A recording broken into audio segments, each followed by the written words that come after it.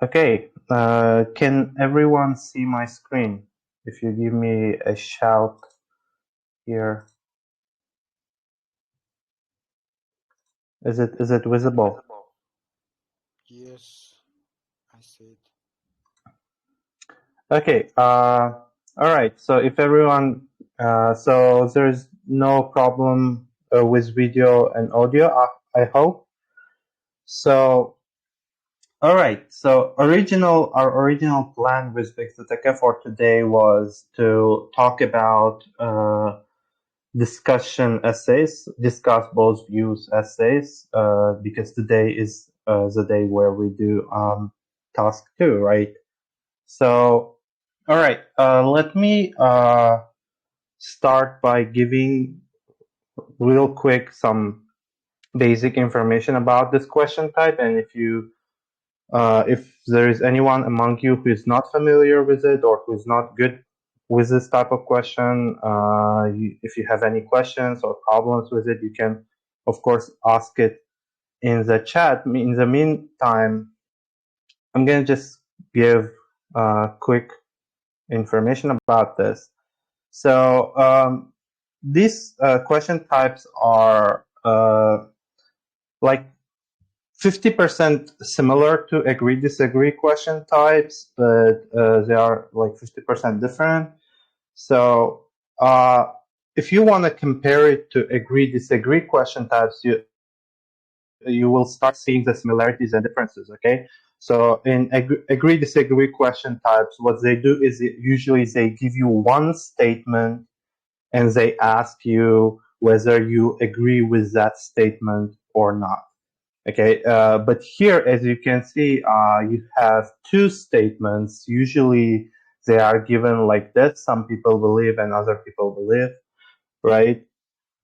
And they give you two opposing statements, and they are telling you to discuss both these views and give your own opinion. Now, so similarity with agree-disagree questions is that you have to discuss the statements that are given here in more detail, but the difference is that you have to talk about both sides, right? So because here they're not actually asking you a question, they are giving you an instruction. So they're telling you to discuss both these views, so you have to discuss both these views. But in agree-disagree, if you remember, you can go 100% on one side. You can just avoid talking about the other side, and that's okay, but it is not here, okay? So you have to talk about both sides of the argument. So you're gonna have two paragraphs for these two statements. So, however, there are many different approaches that you can use here. So, is Mr. Ali? Did Mr. Ali join us? So they are asking you to discuss both these views, but they're also asking you to give your own opinion. Now that's a small problem because to discuss both these views, you have to write two paragraphs, and then you have to give your own opinion also. Okay, so that makes it a little bit problematic. Not a huge problem, but a little bit of a problem. Okay, so now this gives us several kind of ways. This opens us several kind of ways to approach this. So the first would be to write the introduction, intro, and then in body paragraph 1, you talk about view 1, right? And body paragraph talk about view view 2. And you can also use body paragraph 3 to give your own opinion, your own view, right? And then you can write a conclusion. Okay, so this is the most common way that's used in the IELTS community. A lot of instructors use this strategy. So one more way to approach this would be to actually talk about both of those views in separate paragraphs, and I'm gonna copy this here. So it would be to write a conclusion including your view.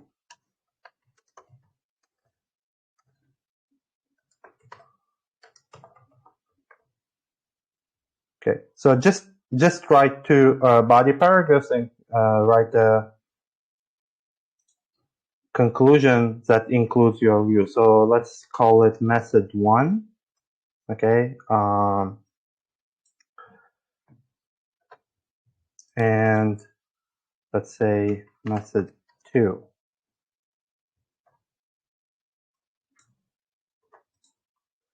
So you can go this way also. This is not a big problem. I know that some of you might be thinking that, okay, so they are clearly telling you to discuss both these views and give your own opinion. So you have to have two paragraphs for both views and one paragraph for your own opinion. And that's where this idea comes from. And this is, like I said, the most common way. But this is totally okay. And if you take several sample essays from the internet written by high-level instructors or experts, you will see that they can use either this or this version.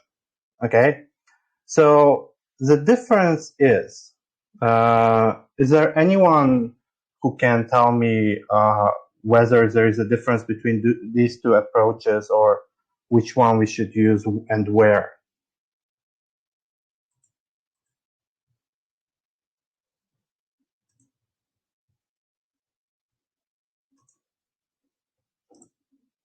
Any volunteers here?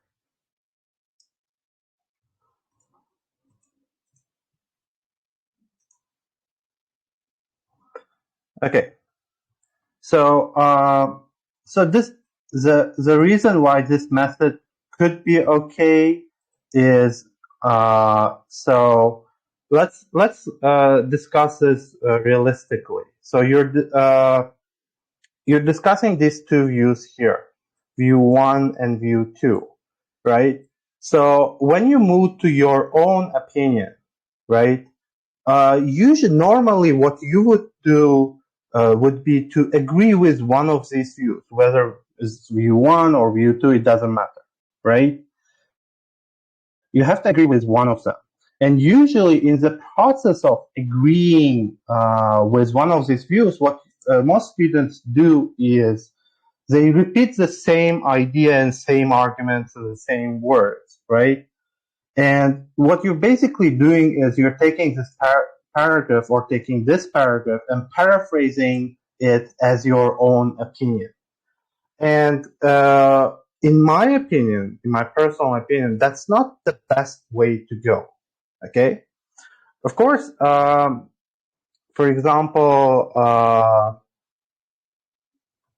let's say, that's why I would say when you use your own opinion, when you use a separate paragraph to give your own opinion, what you need to do is you need to make it a little bit different, different from previous paragraphs.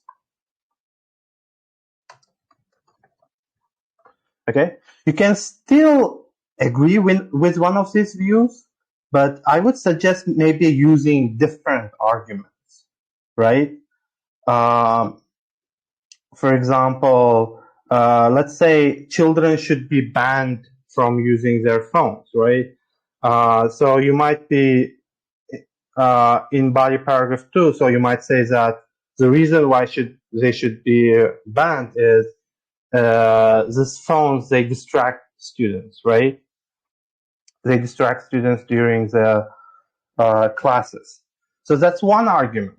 But when you move to your body paragraph 3 and talk about your own ideas, and you still again say, okay, in my opinion, the phones should be banned because they distract, so you're basically repeating the same idea. So what you can do here is to avoid repetition is to use another argument. Maybe, for example, you talk about the social aspects. For example, when children don't use their phones during the class, they will communicate with their classmates and with their group mates more, and that will be better for them, right?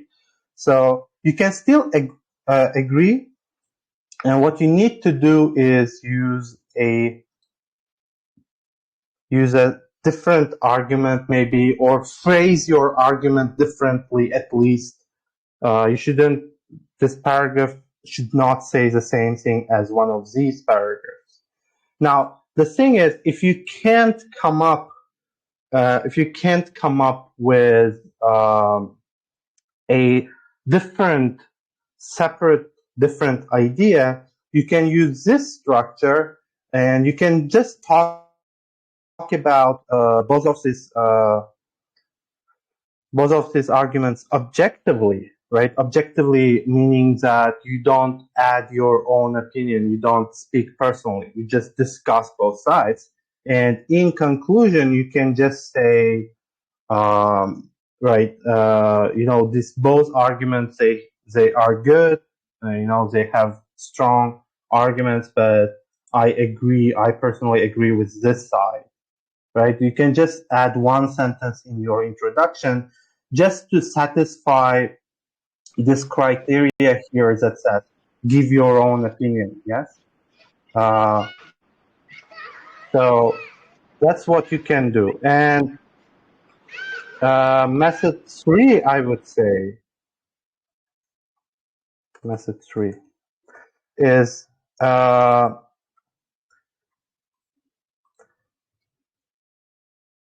it would be more like a agree-disagree essay, okay?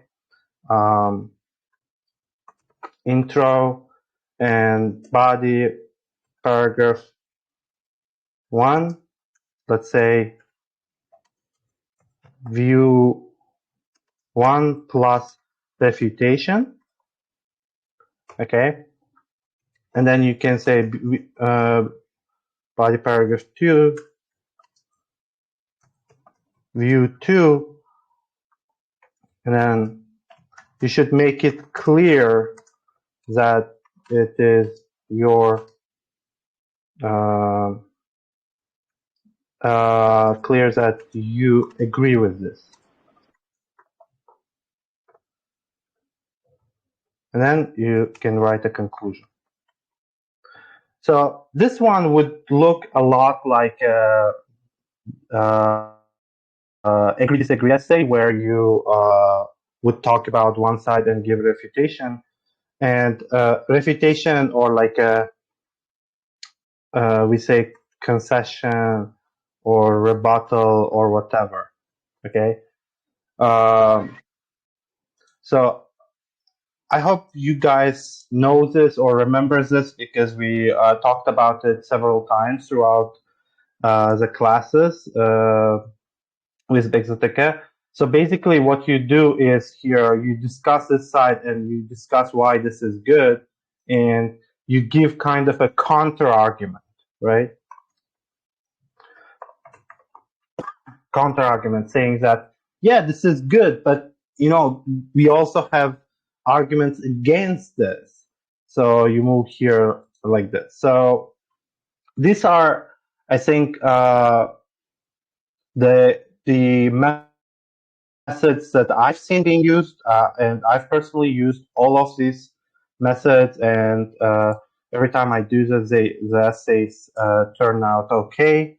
So what you need to do is you can use any of these structures. Most probably the most convenient and the least risky would be this one, probably. Method 2 and 3 would be a little bit risky because you have to make sure that your opinion is clear, your own opinion is clear, and the examiner, when reading, can see it, right? See which side you're on. Okay, so that's why this one is the most common and most preferred. I personally use it less. I go with method 2 and method 3 most of the time. So, but whichever it is you prefer, it does not matter.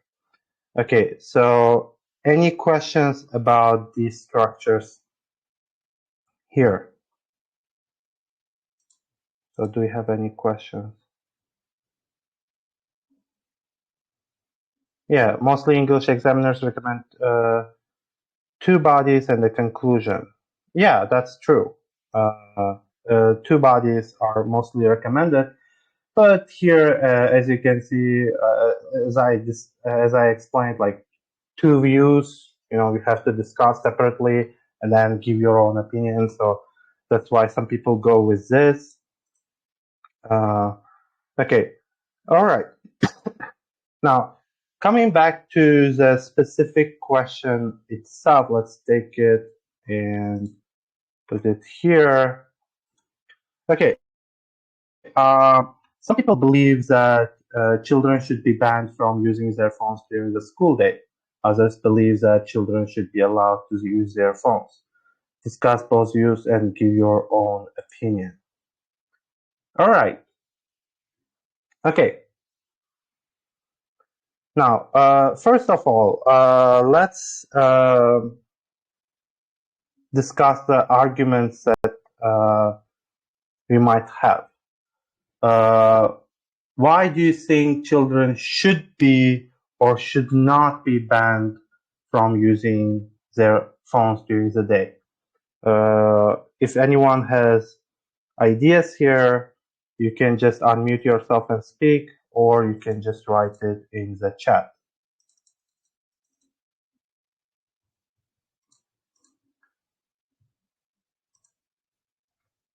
Anyone?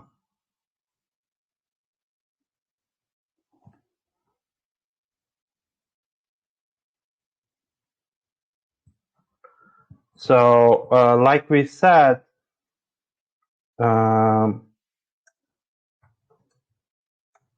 banning phones.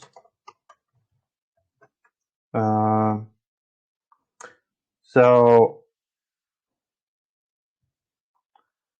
we should ban phones because one of the arguments, and probably the first argument that comes to your mind, is because the phones distract students during the class, right? That's one argument. What can be another argument here? Anyone?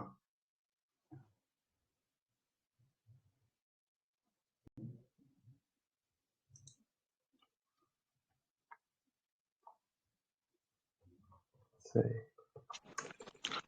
I think teachers also in some cases are unaware of using the phones for children. I mean, the teachers do not know which purpose they as children are using on their phone. Okay, and maybe it's also one of the arguments. For which side? For banning phones or for not banning their phones? Just banning phones. Why we ban? Why the teachers and why the people believe that using phones should be banned? Because teachers are unaware why these children are using their phone, in which purpose, I mean. Yeah, so the teachers don't know. So Don't know, I would say this is kind of a continuation of this, or a part of this idea, right? Children are using their phones during the class. Teachers are teaching. Children are using their phones instead of focusing on the class. And the teachers don't know why they're using their phones, right? So I would say this is kind of included in here, I think, the meaning. So I wouldn't write it as a separate paragraph, separate idea. Okay. Any other ideas? Anyone else? Or you can give any idea for not banning. Shouldn't ban. Why we shouldn't ban phones? Because there are some advantage sides of using phone at school at educational purpose, I mean. Okay. Phones can be used for educational purposes. Okay. All right. Okay, this is a valid argument. But the thing is,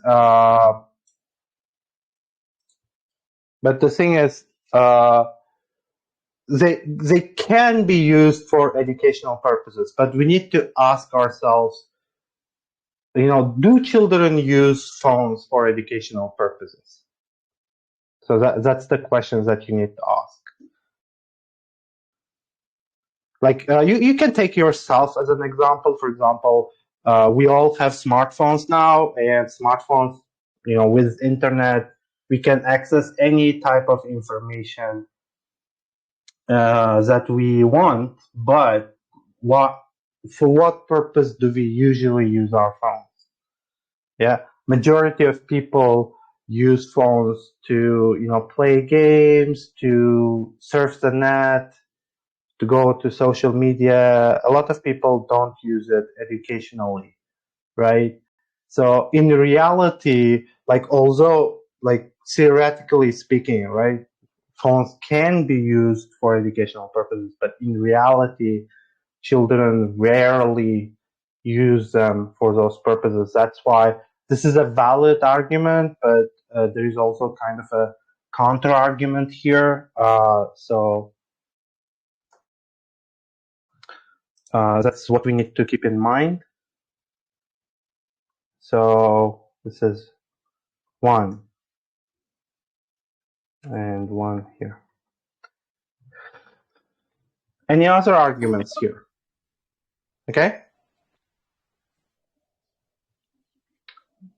I am listening. And also, I think that children's parents can be aware of where their children are.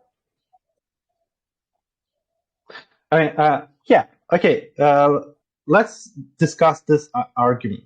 So if you pay attention to the question, they're saying during the school day, right? So during the school day, obviously the students are at school. So parents would not need to worry about their children, right? If you think about it. But maybe some parents also want to keep contact with their children in all times. Maybe it's also one of the ideas. Yeah, that's yeah. But parents wouldn't bother the children during classes, right? If you think about it. For emergency purpose, maybe emergency. I mean, in terms of emergency, because we do not know what kind of situations will be. Yeah, but let's think about how this kind of policy would be implemented in real life. Yes. So imagine your school. You go to school, and your school has started banning mobile phones. It doesn't mean that you cannot carry mobile phones. It means that maybe you leave it somewhere before entering the school, right? Or something like that. And if if there is some kind of emergency, I think parents know that their children is at school and they can contact school or they can contact the teachers.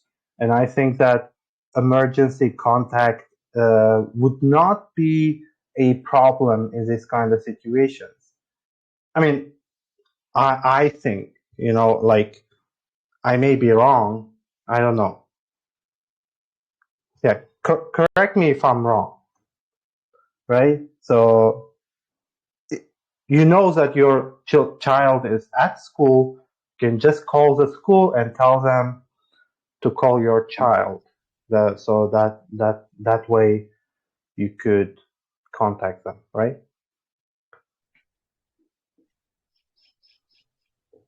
So, all right. So, sorry. Should ban different financial background may appear, might be used in interactive purposes. Okay, so both of these arguments are really good. All right, so different financial backgrounds. So I'm going to copy this. So, but I'm going to take this idea, but I'm going to phrase it differently, okay? So if others do not understand what is meant by this idea, is that it maybe creates inequality among students, right? Creates some inequality among students. So it's the argument of the uniform. If you guys have ever written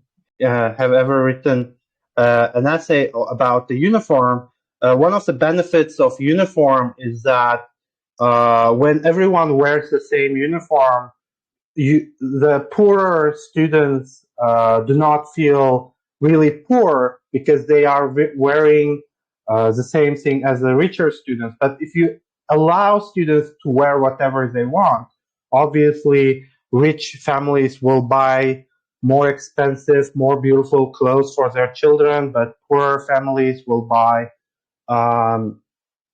not very good, high quality clothes, and students may feel kind of, depressed. And it's not their fault if you think about it, right? If their parents are not as rich as other students' parents. So this kind of creates the feeling, sense of inequality. And the same can be said of phones, right? We all know that phones have different models, right? Obviously, richer children would have more expensive models, or they would change their phones very frequently, right? Richer students would change their phones very frequently, and meanwhile, the poor student is using the same old phone for 3-4 years, and that would kind of create a feeling of kind of inequality, right? So that's a really good argument. I'm surprised, like, I didn't come up with it, so it's interesting, and might be used in interactive purposes.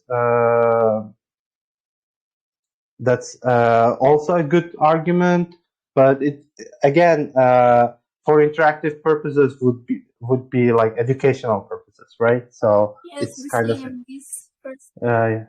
it's kind of included. And there's someone who wrote that phones can be used for cheating. So that's also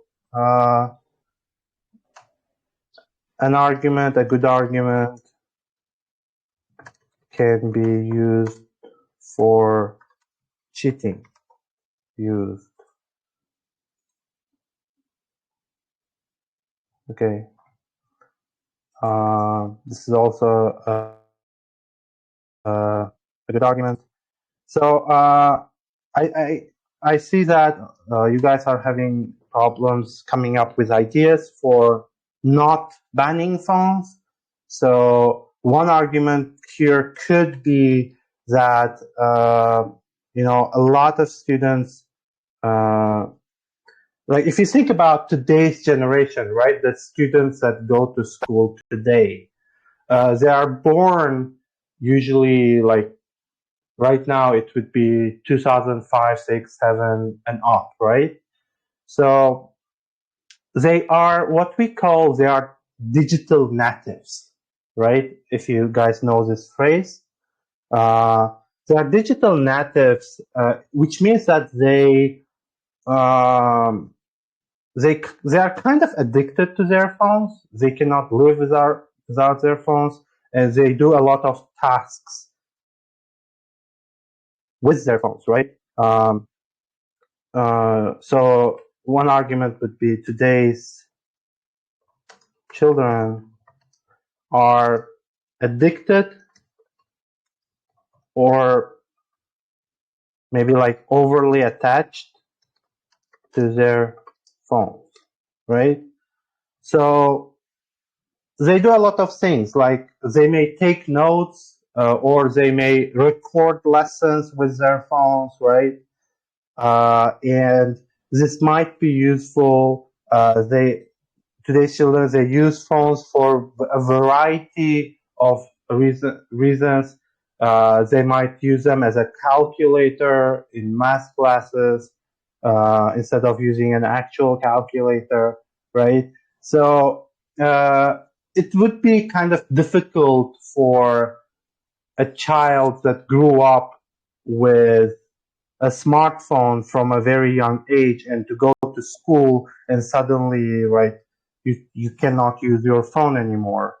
So that could cause some problems, right? So that would be one idea here. Now, I think this is enough. So if you guys have any ideas, of course, we can use, but more than 2 or 3 ideas is usually, you know, not necessary. All right. So coming back, so we have the ideas. Now we can move to the introduction. So, okay, I can copy Big and write like Toshmat style. So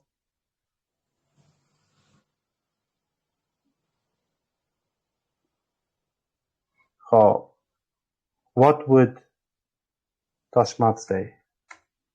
He would say some individuals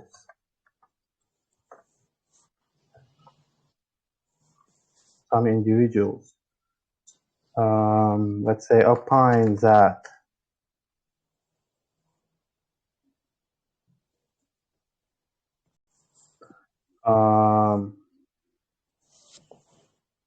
digital devices, maybe, right? Instead of phones, they may say digital devices, or they may say telephones should be prohibited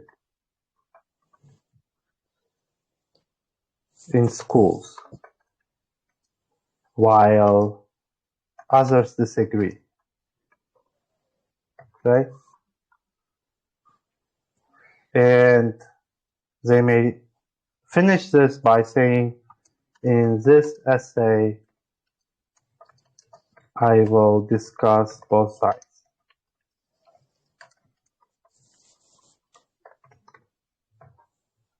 Something like this. So this would be what an average student, average IELTS candidate does. This is not, it's not bad. It's still like 6.5. But if you want to move higher, you should probably try to come up with kind of an original thing, okay?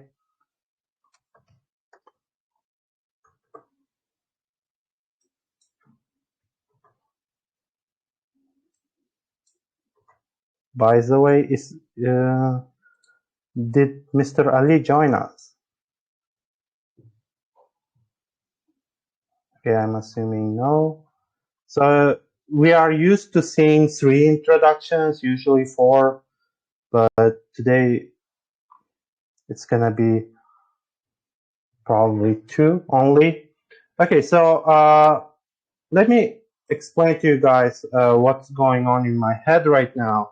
So what I'm trying to do is I usually write without a background statement. Okay, I just paraphrase and move on to the body paragraph. But since Bigzadaka usually writes background statements, I don't want to kind of read you off that, deny you that thing. Okay, so that's why today I'm gonna try to write with a background statement. And again, about background statements, like I said, I don't use them very much, but when I use them, I have this personal kind of strategies that I use. Maybe it can be helpful for some students here. What I do is I don't start with background statement. I usually write the paraphrase itself. I'm gonna just paraphrase this, and instead of saying some and other, I could say something like,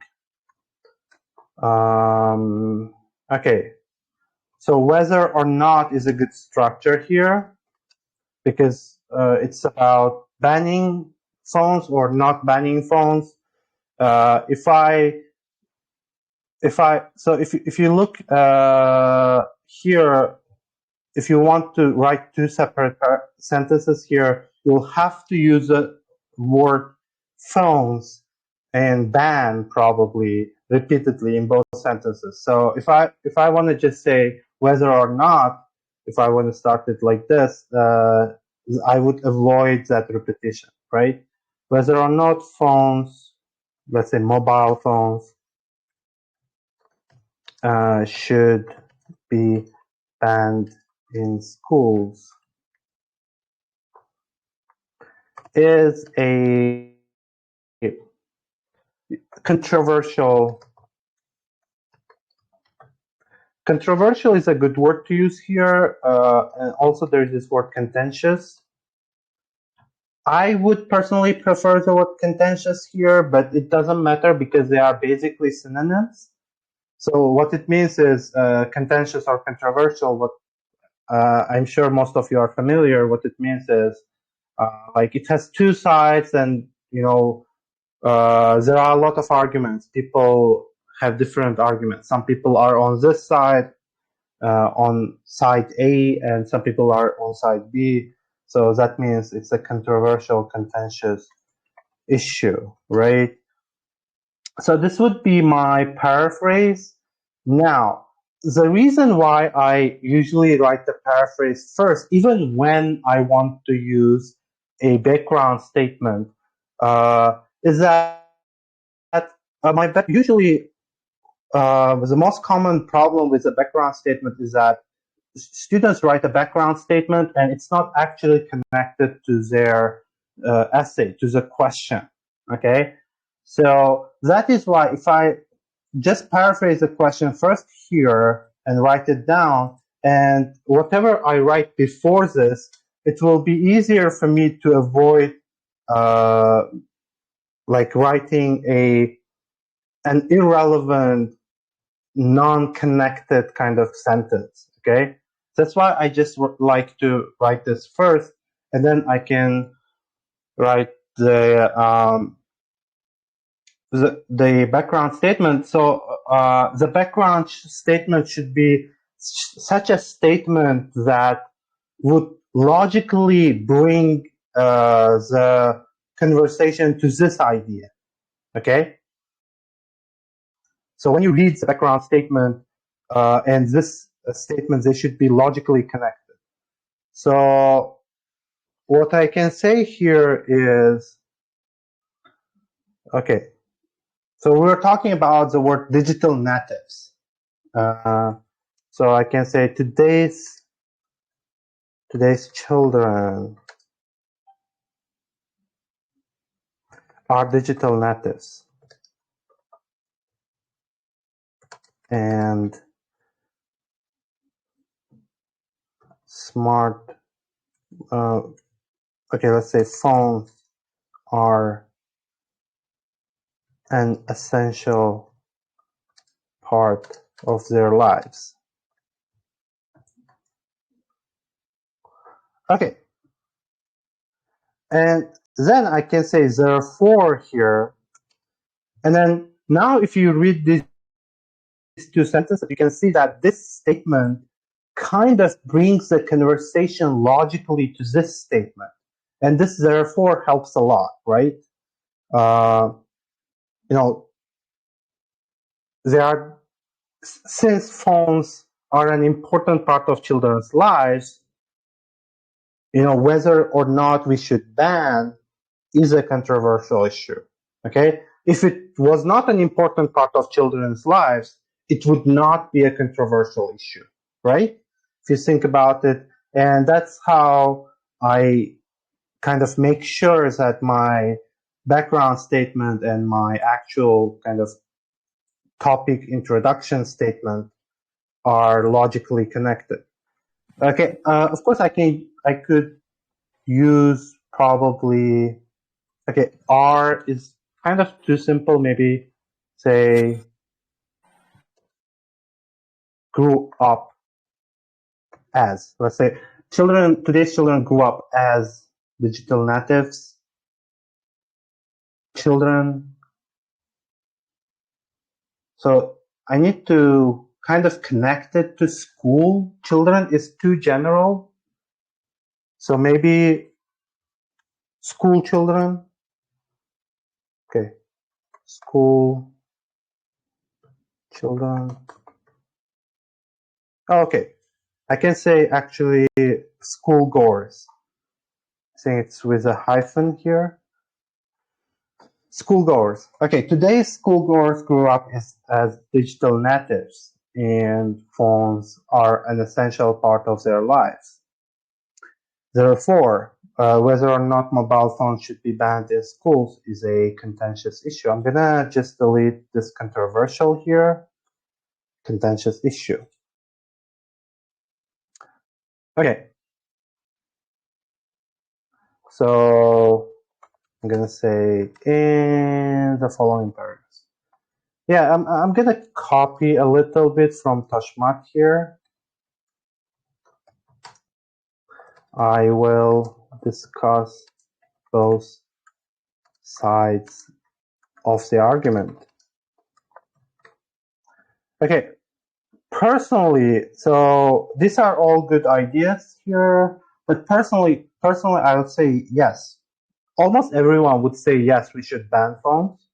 Both sides of the argument, and explain why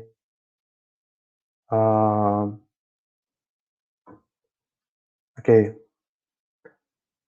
banning, what's another word for banning? Okay, restricting mobile phone use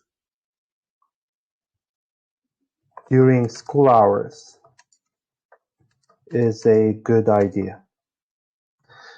Okay, so this is kind of a cliche thesis statement, okay? For those of you who don't know what cliche is kind of something that's been used so many times that it's kind of boring, okay? This is kind of boring, a cliche thesis statement, honestly, But what's good about it is that I am actually very, very clearly answering the question, or responding to the instruction probably. Because here they said discuss both these views and give your own opinion. I'm saying, okay, I am going to discuss both views, okay? And then I'm giving my own opinion also, and I'm saying explain why restricting mobile phone use during school hours is a good idea. So I'm saying I agree that we should ban, right? So it is kind of boring on the minus side, but on the plus side, it is very clear and it answers the question. So overall, I have 57 words for my introduction, which is okay, I guess, a little bit more than I usually write. Okay. Normally, I would write only this part. I wouldn't write this part, to be honest. Normally, I would just write this part, but just for the sake of making it look like Pixeltech's introduction, I went this way. Now, so if you pay attention to this, so let me move it to the next page here. So I will discuss both sides of the argument and explain why restricting mobile phone use during school hours is a good idea. So usually when you are discussing two sides and you are on one side, it's always a good idea to start with the side that you don't agree with, okay? So that's why I'm gonna start with the side that says children should be allowed to use their phones, right? So we have, so like I said, we do have this argument, but like I said, it's kind of, yes, phones can be used educationally, but they are not usually used educationally. So I'm going to avoid this argument here. So I'm going to focus on this argument. And again, because subjectively, it's my own argument, that's why. So I'm going to say probably, so this is going to be one idea paragraph. So I can immediately start with the argument itself.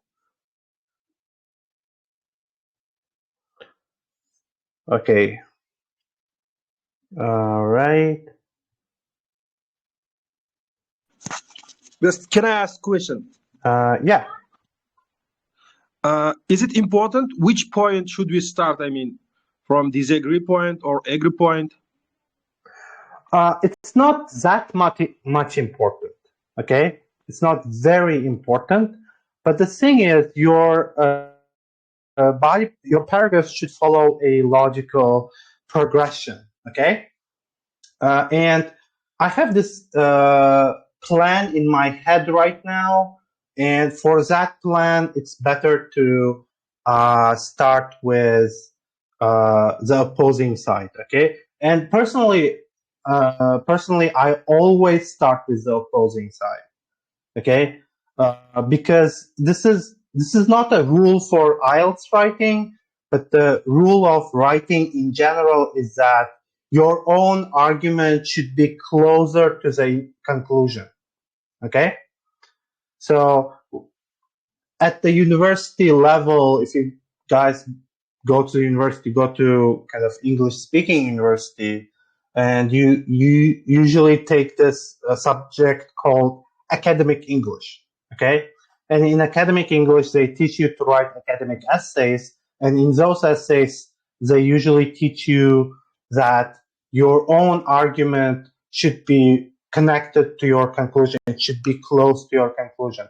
And if you give the opposing argument and then move on to the conclusion, it's not good for the flow of ideas, okay? And that's not necessarily kind of a rule for IELTS writing, but I wrote a lot of essays at the university, and it became kind of a habit for me to always start with the opposing side. Okay, and okay, to answer it shortly, no, it's not important which side you agree with. What's important is the logical progression of your ideas. Okay, so all right, so I was going to write the only, so it's one argument, so I'm going to say the only problem associated with banning smartphones. I mean, right now I can use phones and smartphones kind of interchangeably, but you know, like 10 years ago, you probably couldn't do that, but for now, phone means smartphone, right? So it's okay, I guess. Banning in schools is, I was saying, what was the word I used here? Overly attached, okay? Is that children are overly, okay, what if I use the noun here? Is children's attachment to their phones. Okay, so I'm gonna, okay, this is in my opinion. So I'm gonna talk about two things here. First is the reason why I added in my opinion, okay? So I'm saying the only problem, okay? The only, I'm using a very strong language here, okay? I'm saying only. And I know that it's probably not the only problem, right? That's why I'm gonna say in my opinion, okay? If I say, if I write it without this part, okay, without this part, it looks like I'm stating a fact, okay? That's why I need to soften it, okay? It's too strong. I need to make it weaker a little bit. So I'm gonna say, in my opinion, the only problem associated with banning smartphones is children's attachment to their phones. Now, you might be thinking, okay, we kind of repeated phones, right? Can't we just say maybe them, okay? But the problem with them is that you have two words here, children and smartphones. And when you write them, it's kind of ambiguous. Do you mean like children or do you mean like phones, right?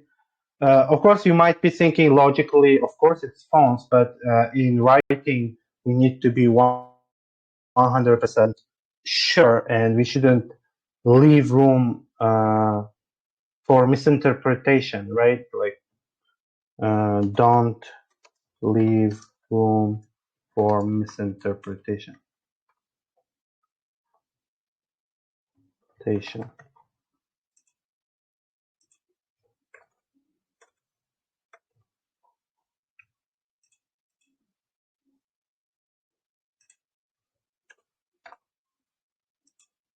Okay, don't leave room for misinterpretation.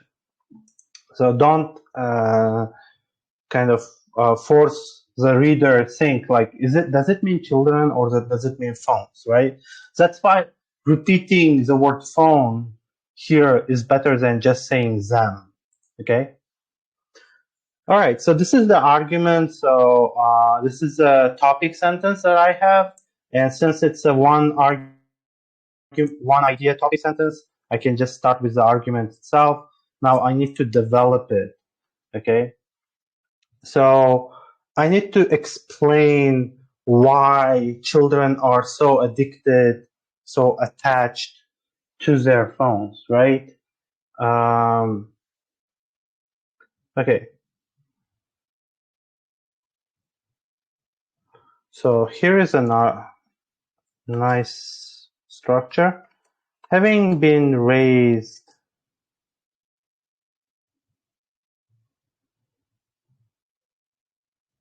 okay, I already used the phrase digital natives. Okay. So I'm going to say having been raised with digital devices from a young age.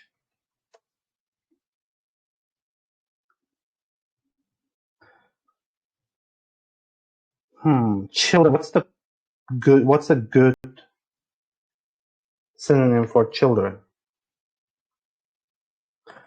I could probably say youngsters, right? Youngsters today are, I want to say addicted, but I don't want it to sound so negative. So say accustomed to.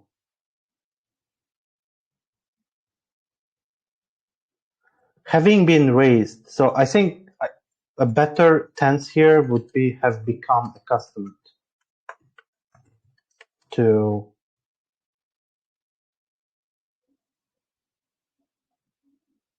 Okay, doing most daily things. What's the, okay, tasks. What most daily tasks with the help of their phones, right? Okay, so let's look at this first of all. Okay, it's 26 words. It's not too big, and this is nice piece of grammar here, using a participle as a kind of a reason structure. I hope everyone is familiar with this. So participles, perfect participle, participle 1, 2, and perfect participle can be used to show a reason, okay? And I'm saying, it's like saying because they are raised with digital devices, right? Because they are raised with the digital devices from a young age, they are accustomed to doing most things with their phones, right? What do I mean by this? They use phones for, what do we use phones for? I guess mostly for entertainment, right? Entertainment. And then, of course, communication. Entertainment and communication, and I need to somehow connect it to schools, right? Entertainment and communication does not exactly say school. So I would say maybe, so we had this argument here for educational purposes, right? I can kind of, you know, put it here and say, and so I'm giving a list, and even for their assignments, right? So I guess this is okay. It's kind of short, but the sentence is kind of short, but it's okay, I guess. Even for the, so the purpose of this part is to connect this statement to our topic, right? If I don't say this, if I say, okay, they use their phones for entertainment and communication, you're not connecting it to the school.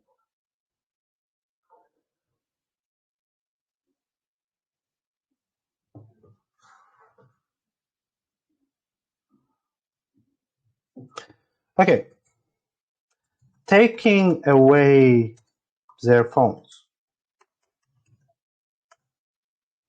it is argued. I'm adding this because I want to stress the fact that it is not my argument, okay? If you guys remember, I'm against this idea, right? So I'm going to just put it in here just to show that, you know, it's the other people argue. It's not my argument.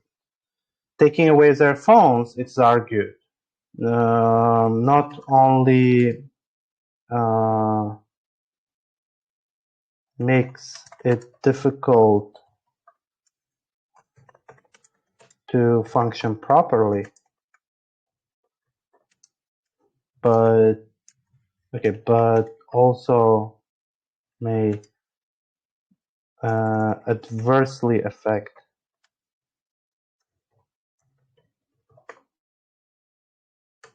their academic performance. Again,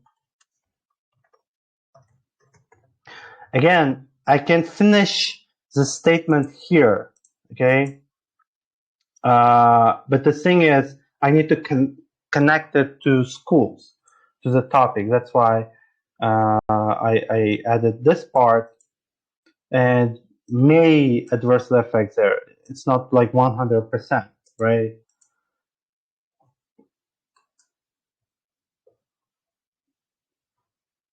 So basically, my argument here is that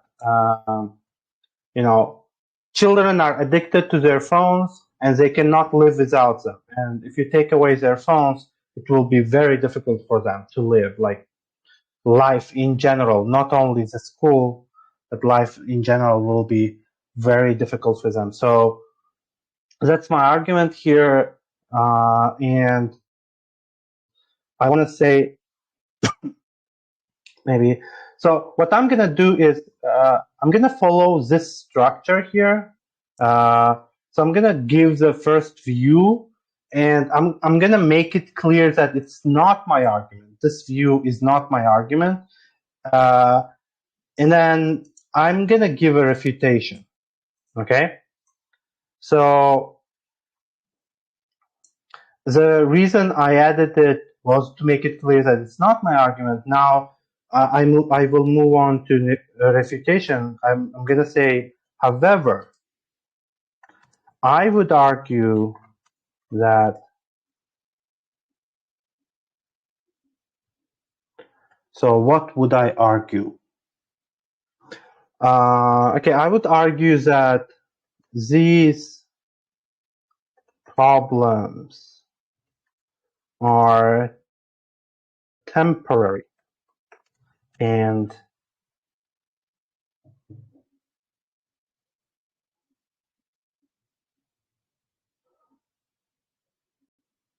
okay, so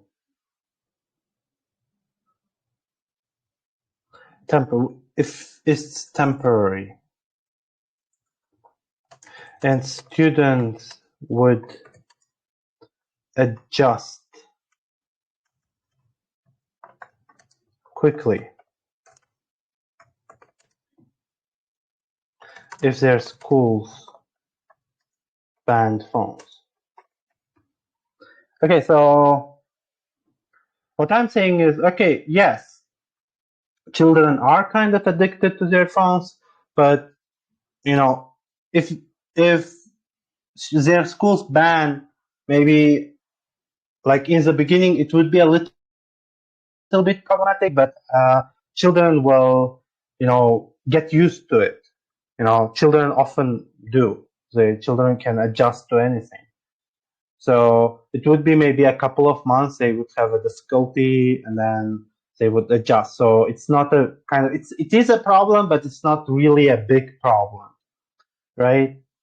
So I kind of use this banning phones too much. So what can I say? What else can I say? If their schools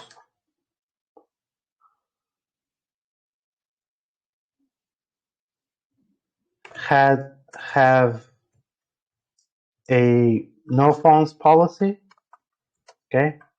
Can I say this?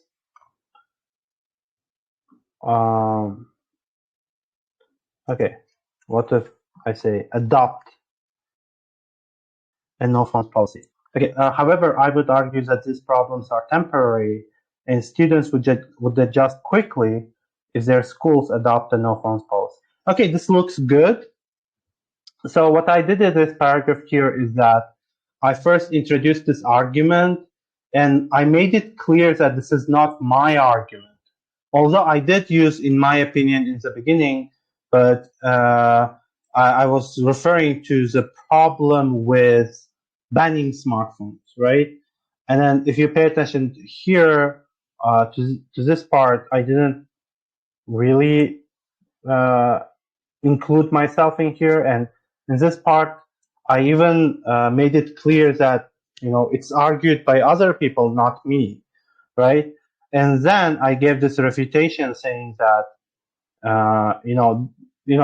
yeah, I agree that this problems do exist, but they're not permanent, right? They are temporary, and if a school starts a no phones policy, children would quickly adjust and they would go back to normal. They would have some difficulty in the beginning, but they would quickly go back to normal. And I have 99 words here, which is good for one paragraph. Okay. So I'm going to move to the other side. I'm going to say on the other hand, like usual. Okay. So which arguments am I going to use?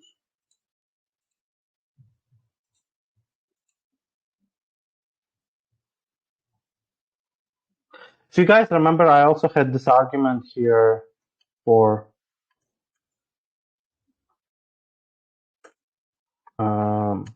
I mentioned that in the beginning, I said children will communicate with each other, right? If you guys remember, I mentioned it here while I was explaining when you should use this method, right? When you have this method, you should write a separate, different paragraph.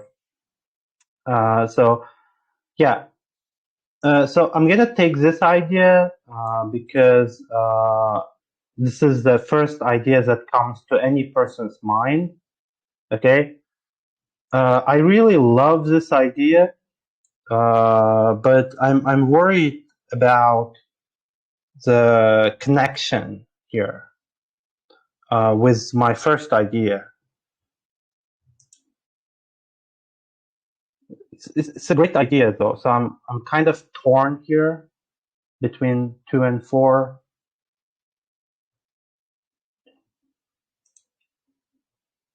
I guess communication is slightly more important for children, right? One of the things that children learn at school is how to communicate with others, right? It's not, they don't go there just to study math and physics and English, right? They learn these social skills also. And I guess if you think from that side, from that argument, I guess this is slightly better. So I'm gonna probably take this, the first argument, and the second argument here, the fourth argument here. So okay, I'm gonna take these two arguments. Now, again, the reason why I'm taking two arguments is that I want my second paragraph to be stronger than this paragraph. And here I have one argument, and I did give the kind of refutation here, but I also want my second paragraph to be stronger. That's why I'm going to use two arguments. Now, when you have two arguments, when you're writing a two-argument body paragraph, your topic sentence should be a little bit different. It shouldn't be like this. Your topic sentence should include both of the ideas that you're going to use. Okay, so that might be a little bit difficult here, but I guess for this you can say like social skills. And when you say distracting students during the class, so what do we mean by distracting? When students are distracted when they look at their phones, they're not really studying. So I could say maybe academic and social. benefits of, okay, if I'm going to say of, I'm going to use the here, the academic and social benefits of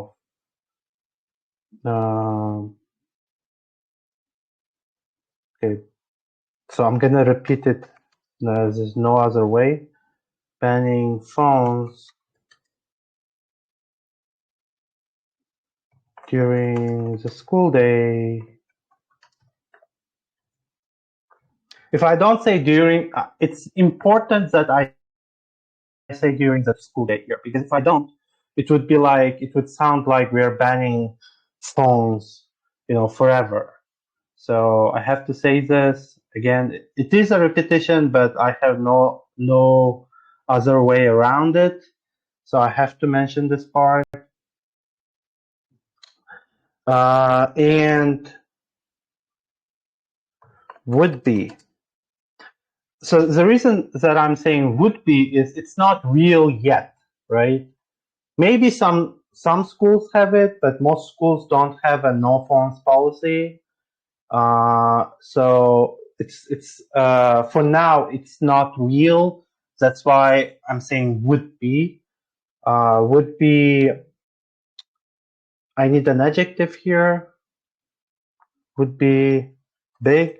Would be large.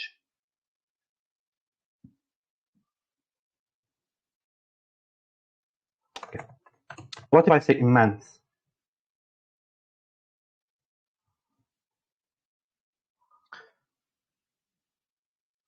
Immense and long-lasting, I want to say. Okay, the reason I want to add this word long-lasting is here I said temporary, right? So what I want to say is the problems are temporary, but the benefits are long-lasting. It's kind of long-lasting is actually the opposite of temporary, right? So that would be nice logical connection there. But the problem is that if I say long-lasting here, I need to show it in my arguments. That's the important part. If you can't just say long-lasting for the sake of using the word. So that will cause some problems probably for me in the future because I need to connect it here. Okay, so I said academic and social. I'm gonna start with the academic. We said that they would be distracted. So I'm gonna use the noun word version of it, maybe without the distractions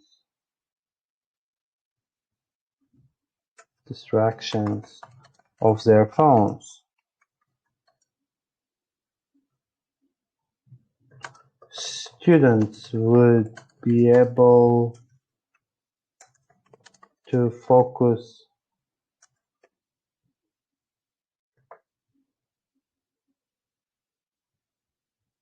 on their classes and assignments, which would improve. Do I have a better word for improve? Okay, improve their academic performance. So I'm connecting it to this part, academic benefits, right? Okay, without the distraction. Okay, without the constant distractions, right? Because, when you're a teenager and you have a phone and you're using TikTok and Instagram, you're constantly distracted, right? So I'm going to say without the constant distractions of their phones, students would be able to focus on their classes and assignments, which would improve their academic performance. Okay. So I talked about the academic part. Again, guys, remember that I have the academic argument and the social argument, and I have immense and long-lasting. Here I did discuss the academic benefits, but there's nothing here about, long lasting. So I need to maybe say something about this.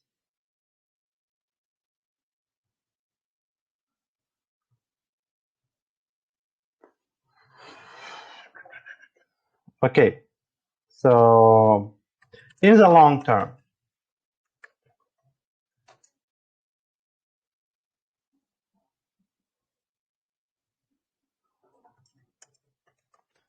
spending a portion of their day. Again, remember that it's not for a full day, right? How long do you spend in school? Maybe probably from 8 a.m. to 3 p.m., right? So that's not the whole day. That's only a portion of their day. So I'm going to say spending a portion of their day without the digital devices. I'm using it the second time, but I guess it's okay.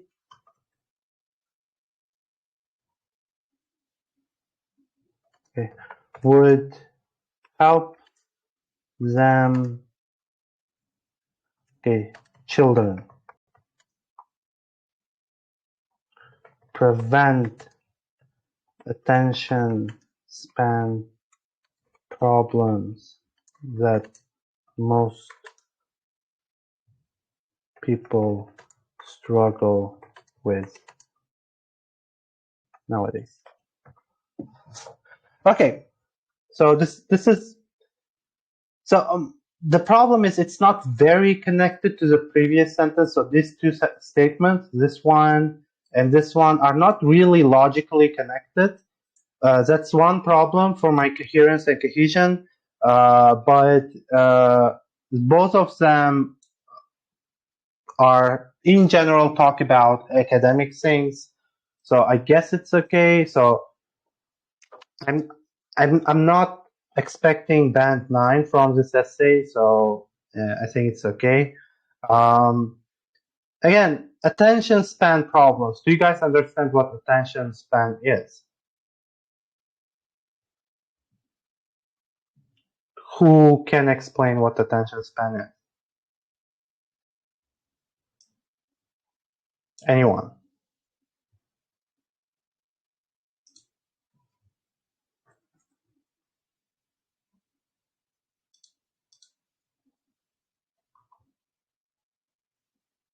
Okay.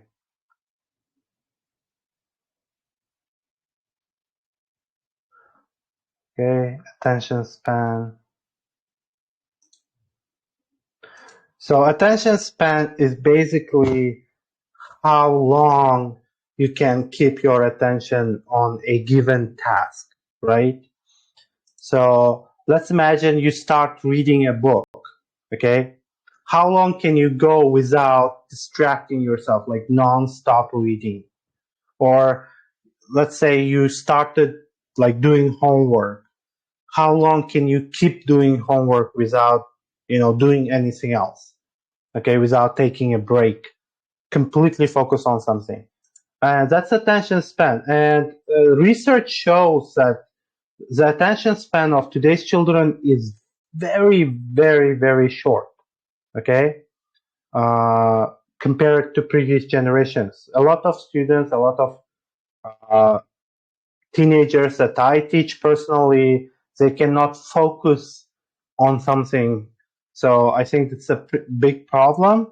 And that the reason for that is a lot of children nowadays, they grow up with these computers and phones. And like, for example, when you are using I don't know, when you go to YouTube or Facebook, Instagram, TikTok, whatever, you are constantly changing things, right? You watch a video for 2 minutes and you go to another video and to another video to another video. You're not focusing on one thing, right? And when you repeat that process for years, it really damages your attention span skills. It's just attention span, right?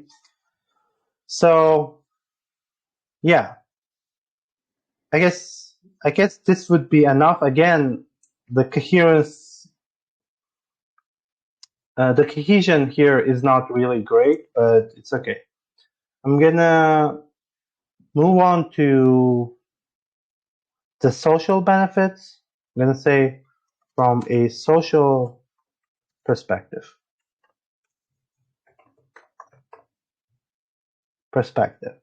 Okay, I'm gonna say from a social angle. Okay, perspective is also good, but I just want to use the word angle here. From a social angle,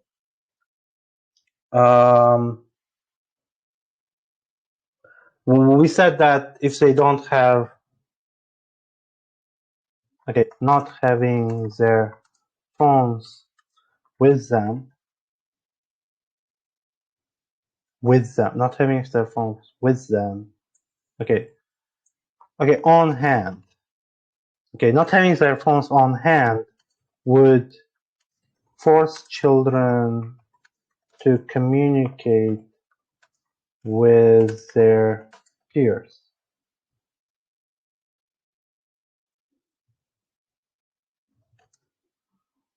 This way, they will be able to form better and closer friendships with their schoolmates. Okay, this is kind of, grammatically and lexically speaking, this is kind of too simple, but the most important thing is I'm presenting my idea, and I guess that's okay.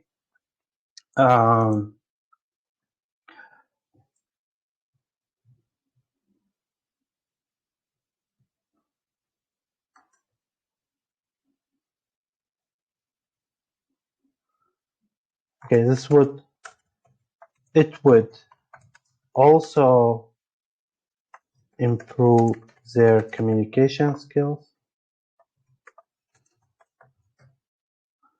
Communication skills, reduce their social anxiety.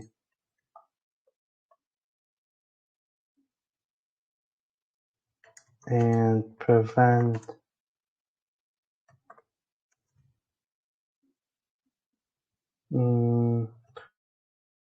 let's say further, okay, prevent problems such as social awkwardness.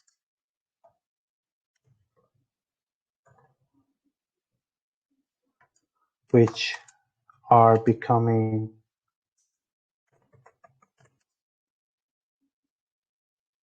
increasingly, I was going to say more and more common, but I think increasingly is better. Increasingly common these days. Okay, so to also improve their communication skills, reduce their social anxiety, and comment here, and prevent problems such as social awkwardness, which are becoming increasingly common these days. Okay, so obviously, if you like communicate with people more, if you communicate with people more, your communication skills improve, and then your social anxiety improves. Okay, because social anxiety, what does social anxiety mean? Okay, so I specifically chose this word. I just want you guys to know I specifically chose this word because what social anxiety means is you can just combine the word social and anxiety and get the meaning. A lot of people are socially anxious. The reason for that is these social media websites where people see other people who seemingly have perfect lives, right? You see a friend who is the same age as yours, who is really good looking, who is going to the gym, and who has a car or a house or traveling abroad, right? And when you see those things, you have the social anxiety, right? But if you don't use your phone during the class, and if you communicate with your real friends that you see every day, you will not have as much social anxiety as you would when you use your phone, right? That's why I use this word exactly, and I also use this word social awkwardness, prevent problems such as social awkwardness, because I see a lot of children, a lot of teenagers and people around 20s these days who don't really have the basic social skills that you would expect a person to have, right? I mean, this is kind of a funny joke, but I have cousins like who, for example, who have girls that they like, and they can't go and talk to them. You know, like they are so socially awkward, right? They can't go and talk to a girl that they like, or I don't know, ask the girl out or something like that. And that kind of those kind of problems stem from the fact that they grew up. You know, when you're texting a girl, it's or anyone, not specifically a girl, but if you're texting someone, it's easier. But when you're going face to face, and when you have to talk to a person, it's much more difficult. And a lot of people, a lot of young people, young adults, children, teenagers nowadays have these problems where they can't really communicate normally, properly. They can't communicate properly with a person face to face, and that is what's called social awkwardness, and it's becoming increasingly common. So again, as you can see here, I talked about the academic side, and I talked about the social side. I admit that my ideas are not necessarily very, well connected, but it's okay. It's okay. So, and I have two arguments, and I have a bigger paragraph here, I think. Yes, 128 words as opposed to 99 words here. A bigger paragraph, two arguments, and social and academic benefits. So when you read these two paragraphs, you will know that in the writer's opinion, banning it is good, right? So I'm gonna just say in conclusion. In conclusion, so we did say that if we ban schools, children might have problems. So I'm gonna say, although banning phones in schools can cause certain problems for children,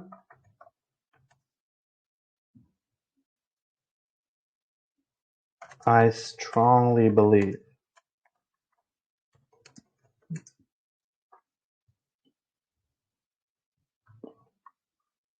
so I said long-lasting. Okay, the long-term.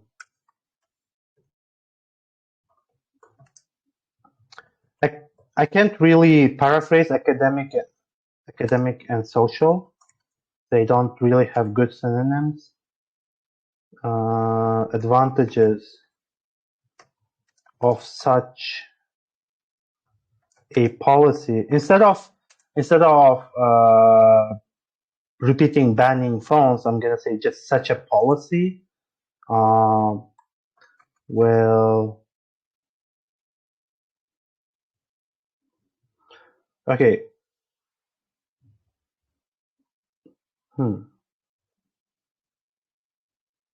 Okay. So I said advantages already, so I'm gonna say far outweigh the disadvantages. Okay. This is okay. 30 2 words, a little bit big, but it's okay. Honestly, it looks more like a kind of an disadvantage essay. If you look at the body paragraph and especially the conclusion, it looked more like a disadvantage essay. But it's okay. Like I said in the beginning, you can write these essays. You can answer these questions like they are agree, disagree, or advantage, disadvantage. It's okay as long as you cover both arguments. You have to talk about both arguments, and you have to make it clear what your personal opinion is. And I did it in my introduction, in my body paragraphs, and in my conclusion. So in terms of task response, I shouldn't have a big problem here. It's okay. All right, I guess this is it. So I have 316 words, which is a little bit more than I would like, but it's okay. And I don't really know why this is a problem here grammatically, but it's okay. All right. So this is, I would say, like my personal approach. I would say I see a lot of other instructors. I've read Pixotech essays and other people, the essays of other people who have gotten 7.58, and I don't see this kind of approach usually to discuss both views and give your own opinion essays. I usually, like I said in the beginning, I usually see this approach or this approach, and when Bexoteke comes back, you will see that he will also use one of these approaches, probably, not this one. So I guess this will be like insight into my personal take on discuss both these views essays. So that's it here. I'm gonna probably stop recording.